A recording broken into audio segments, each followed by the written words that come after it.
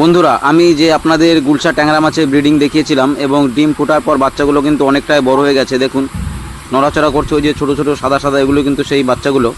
এখন এই বাচ্চাগুলোকে খাওয়ানোর সময় হয়ে গেছে।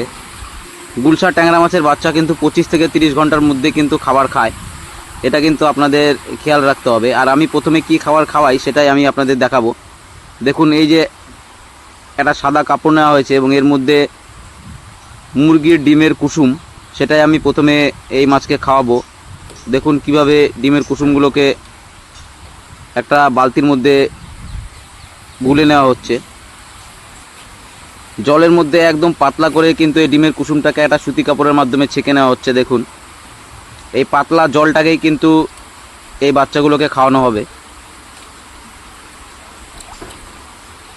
ভালো করে আপনাদের একটা বিষয় বলে দিতে চাই যে এই গুলশা ট্যাংরার বাচ্চাকে কিন্তু 1 থেকে 2 দিনের বেশি এই খাবারটা খাওয়ানো যাবে না, এবং 1 থেকে 2 দিনের মধ্যে এই বাচ্চাটাকে কিন্তু পুকুর কিংবা ট্যাঙ্কে শিফট করতে হবে। দেখুন খাবারটা কিভাবে দেওয়া হচ্ছে।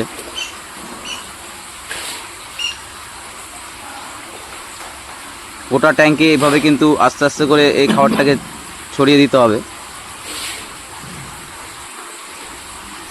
মোটামুটি 4 থেকে 5 মিনিট কিন্তু জলের শাওয়ারটা বন্ধ রাখবেন।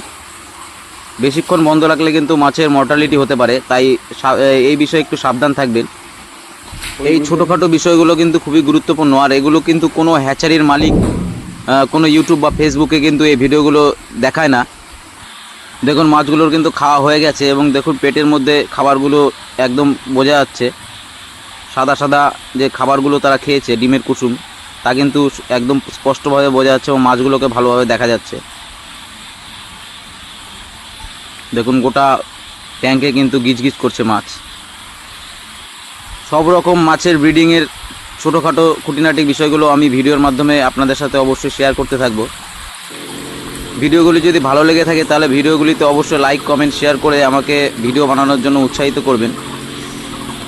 দেখা হবে পরের ভিডিওতে, সবাই ভালো থাকবেন।